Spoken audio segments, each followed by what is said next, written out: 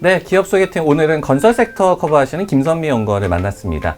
연구원님, 최근에 그 미디어 엔터 커버하신 지인의 연구원님이 나오셔가지고 나는 나쁜 남자의 매력을 끊을 수가 없더라 이런 얘기를 하셨었어요. 근데 네. 혹시 연구원님도 좀 비슷한 스타일인지 궁금해요.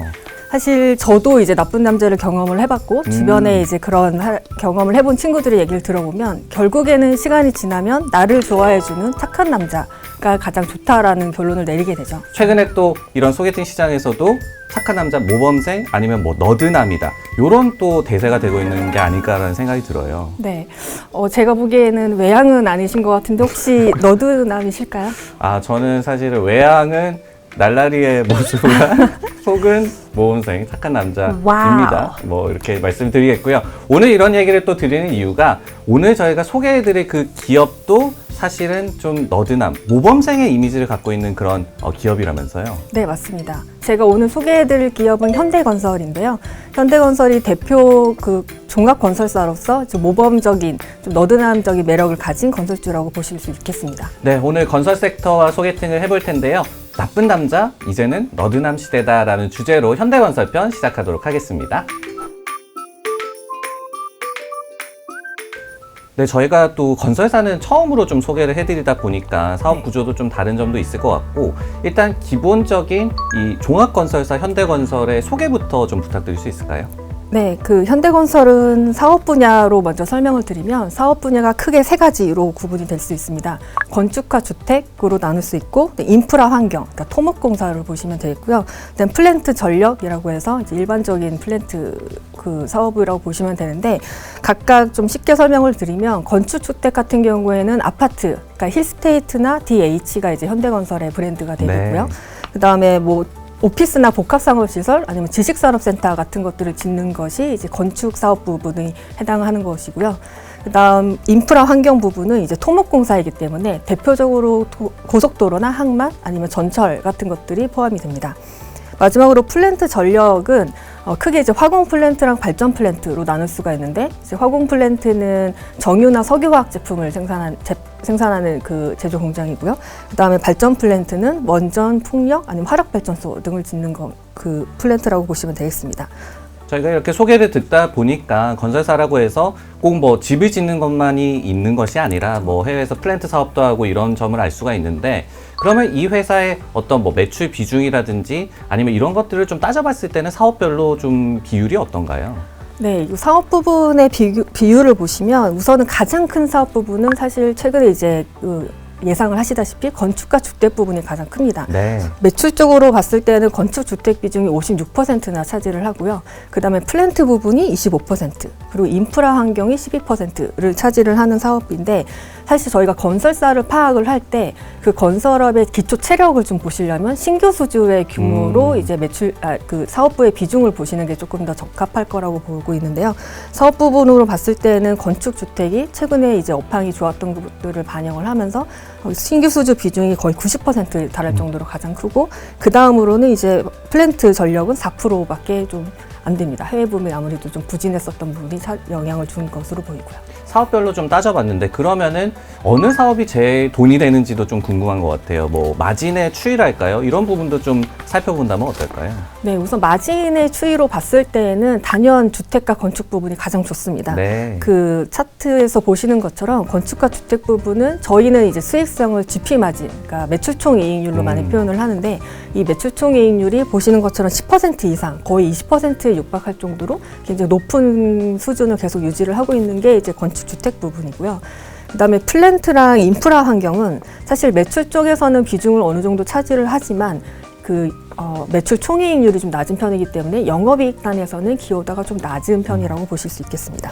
저희가 그 사업 비중을 따져보더라도 그리고 마진 측면으로 보더라도 주택 그리고 건축 부문이 굉장히 압도적이네요. 그러면은 이 기업의 뭐 주가의 그동안의 추이를 보더라도 얼마나 건설을 많이 따오느냐 아니면은 뭐 분양을 많이 하느냐 이런 거에 따라서 좀 달라졌을 것 같은데 실제로도 좀 그랬습니까?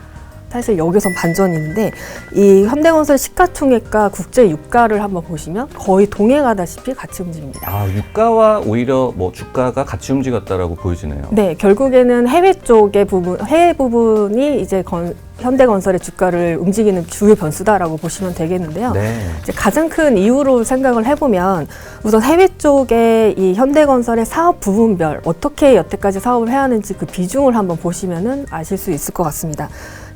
현대건설의 해외 수주 공종별 지역별 비중을 차트로 한번 그려봤는데 굉장히 복잡하게 그림이 그려져 있지만 그 맞아요. 느낌만 보시면 되겠는데 보시는 것처럼 굉장히 다양한 곳에서 다양한 사업들을 하고 있습니다.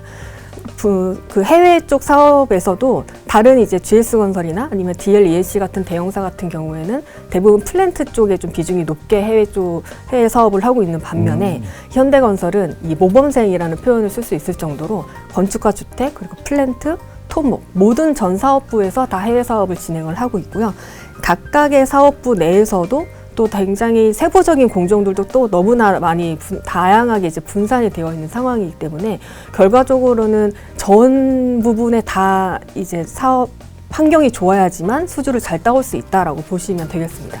실제로는 주가가 해외 사업 그리고 국제 유가 그리고 해외 사업에서의 현황 이런 거에 따라서 많이 달라졌다는 점을 저희가 알 수가 있는데 네. 그러면은 앞으로의 이 기업의 주가의 방향성을 좀 예측하는 데 있어서 키 드라이버를 보더라도 국내 사업이 이 이익이나 주가 측면에서 하는 역할이 있을 것 같고 그리고 해외 사업의 모멘텀이 뭐 밸류에이션 측면에서 하는 역할이 좀 다를 것 같아요. 이 네. 부분도 좀 살펴볼까요? 네, 맞습니다. 되게 정확하게 지적을 해주셨는데 건설업의 주가를 표현을 해보자면 크게는 이제 실적의 멀티플을 곱해서 건설업의 주가가 결정이 될 텐데요. 네. 이 건설업의 그 실적을 담당하는 부분이 국내 부분입니다. 앞서 보신 것처럼 영업이익단에서 거의 90% 이상을 차지를 하기 때문에 이 국내 주택 부분이 얼마나 탄탄하게 성장을 잘 하는지를 결정을 해주는 부분이 이제 그 실적을 결정을 하는 거고요. 그게 이제 주가로 이제 표현을 해보자면 주가의 하단을 만들어주는 역할이라고 네. 보실 수 있겠죠. 실적이 얼마나 안정적인지에 따라서. 맞아요. 하지만 이제 해외 부분 같은 경우에는 멀티플의 역할을 할 겁니다. 국내 부분이 실적이 좋아서 성장이 굉장히 많이 한다고 하더라도 저희가 항상 국내 부분에 대해서 걱정을 하고 있는 부분은 국내 부분은 결국에는 성장이 멈출 것이다 라는 것 때문인데요. 아시다시피 뭐 인구 구조나 아니면 뭐 주택의 공급 과잉 우려들이 주기적으로 이제 발생을 하면서 국내 부분의 성장이 아무리 좋다고 하더라도 지속되지는 않을 거다라는 우려가 시장에 항상 있습니다. 따라서 이 부분을 결국에는 타개해 주려면 해외 부분 성장이 필요하고 이게 이제 해외 수주의 규모로 결정이 되는 건데 해외 수주가 결국에는 그래서 건설업 주가에서는 특히나 현대건설 같은 경우에는 멀티플의 역할을 합니다.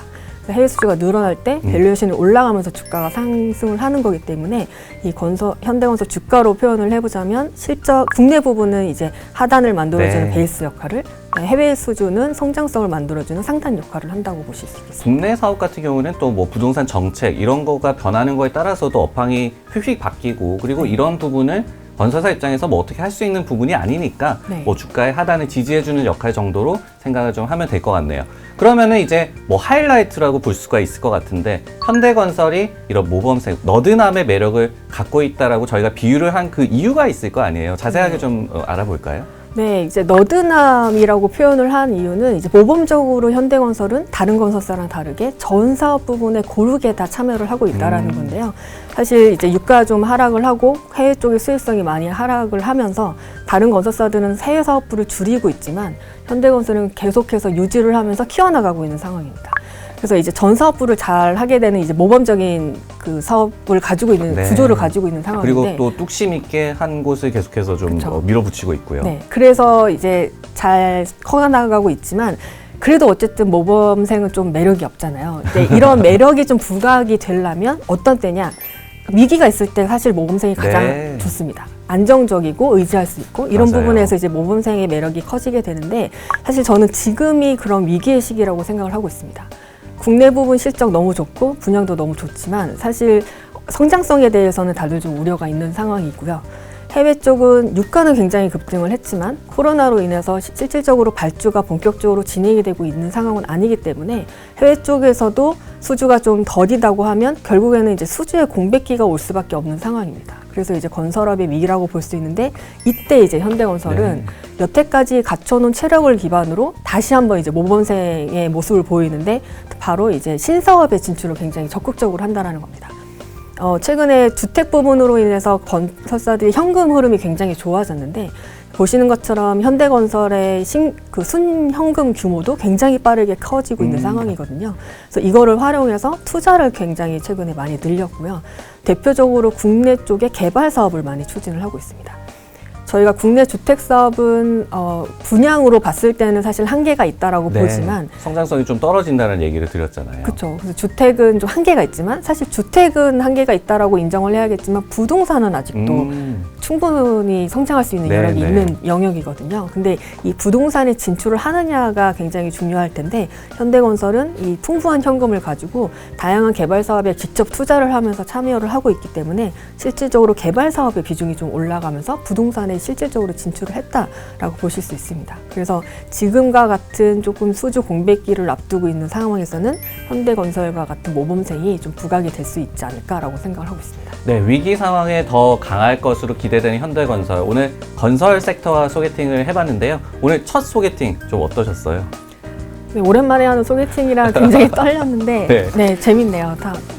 역시 소개팅은 재밌습니다. 그럼 앞으로도 그 기업의 한정에서 지금 뭐 소개팅을 실제로 하시면 좀 곤란하실 것 같고 기업에 소개하는 소개팅의 한정에서는 애프터 해주실 거죠? 당연하죠.